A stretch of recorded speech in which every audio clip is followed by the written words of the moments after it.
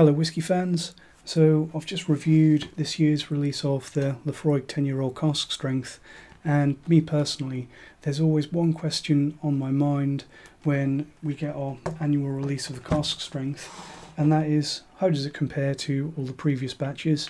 Is it better? Is it worse? Is it different? So what's going on with Laphroaig cask strength? Luckily, I have a little bit of last year's release left in the bottle, so I am actually able to do a head-to-head A/B comparison of the two.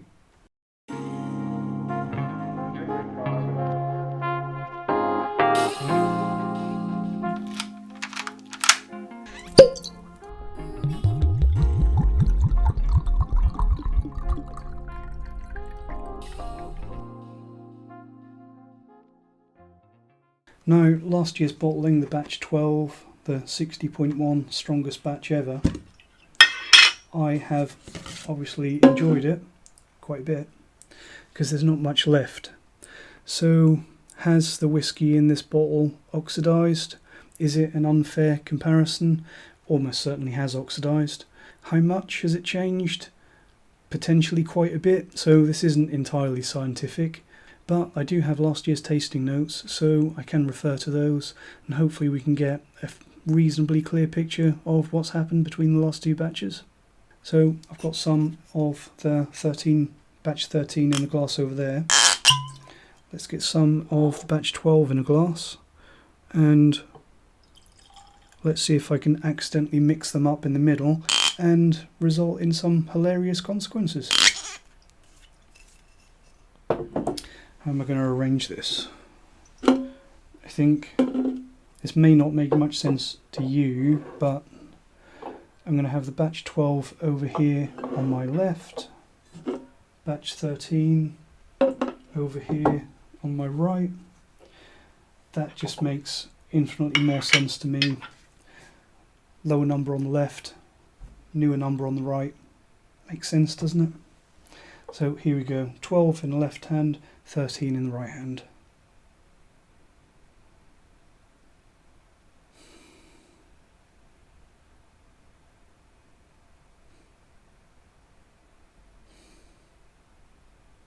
So that's all the talk of oxidation and the idea that the batch 12 may have lost all of its flavour completely out of the window.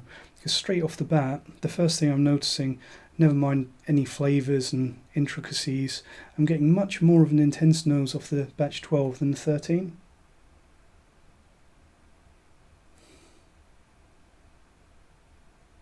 The batch 12 has definitely got that little bit more aroma, maybe because it's ever so slightly stronger. So it's 2.2% stronger ABV, which is not a lot, but it's potentially enough to make a difference. I would say that on the nose, the batch 12 is a little bit more intense, more floral, a little bit more salt, and the peat that you've got on last year's release is a little bit more vegetal in its character than the new batch. As I'm sure I said in my review last year for the batch 12 though, it's a fantastic whiskey. So the batch 13, the current release for 2021, it's much sweeter, and as I said in the review, it seems a lot more mature. Much sweeter, much more syrupy oak, syrupy malt. It really is much more rounded. If I was nosing these blind, I would probably guess that this one is probably a bit younger and a bit more higher proof. And this one is slightly higher proof, but not much. As to whether it's younger or not, it's hard to say, because obviously with the 10-year-old age statement on the label, it tells you that it's a minimum of 10 years. So for all we know, this could be 10 years and this could be 12 or 13 or whatever they want. It's not necessarily a single vintage release just because it's got a single digit on the label. So let's see what the difference is on the palate. So batch 12 first.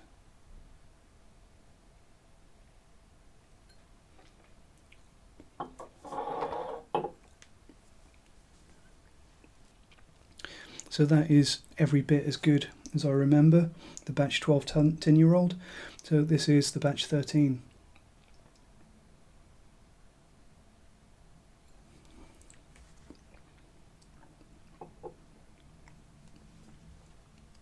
I would say it's a similar story to what I experienced on the nose. I think that the batch 12, it's that little bit more aggressive, a little bit more edgy, a little bit less mature and well-rounded. I think that the batch 12 has got a touch more wood spice to it, and it's got a little bit more of that saltiness. Whereas the batch 13 is definitely sweeter, more mature, more rounded, and more of that syrupy, vanilla, syrupy sweetness. As for the finish, I would say that the batch 12, it has got a little bit more of a burn to it.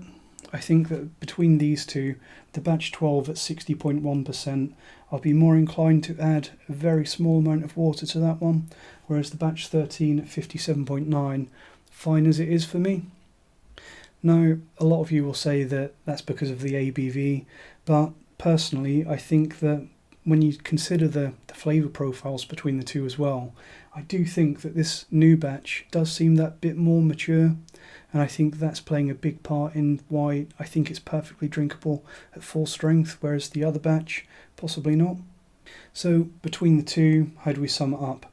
Well, to start with, they're both incredible whiskies, incredible level of quality, and I would have no problem with either of these. I would definitely buy both of them again. But I would say that the batch 12, it's got that little bit more of that unusual floral quality, a little bit more wood spice. I think compared to the 10-year-old, it's got that little bit more character. If you're not looking for necessarily the best made whiskey, but you're looking for something that's a bit unusual, a bit special and different, I'd probably go for the batch 12. But if you're looking for sheer elegance and quality maturation, a really well-made whiskey, then I think you can't go wrong with the mature, sweet and malty character that you've got on this year's release. So what does this mean for the Laphroaig 10-year-old cask strength?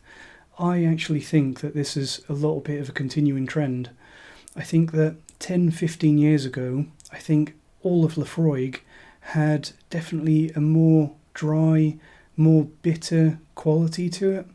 It had more of that saltiness, it had more of an edge. I think that the casks that they were using sort of a decade plus ago, they did tend to be less fresh, less sweetness, less caramel. And that was just how the house style has evolved, because we can't kid ourselves. All whiskey, whether it's single cask or it's a mass-produced blend, with the more commercial stuff, they do their best to blend with consistency in mind, but everything changes over time. When you're dealing with such a natural product where you've got changing qualities of casks, changing barley, the difference between two seasons from one year to the next, there's no way that you can make everything consistent over a sufficiently long period of time. And personally, this change to a more mature, sweeter, more well-rounded, but obviously still intense and peaty character in the 10-year-old cask strength, I welcome it. I personally really like it, providing it doesn't go too far.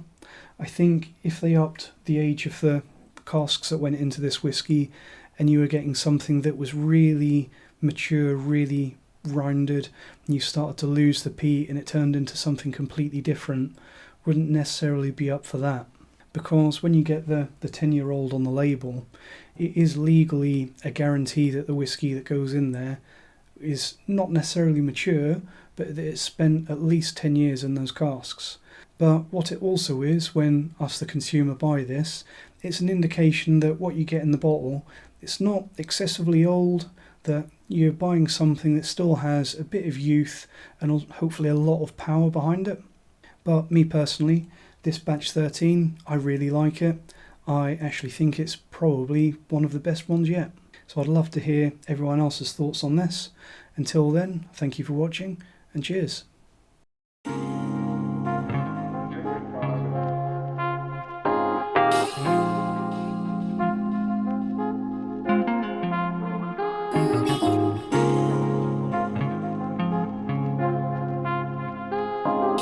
ho, ho.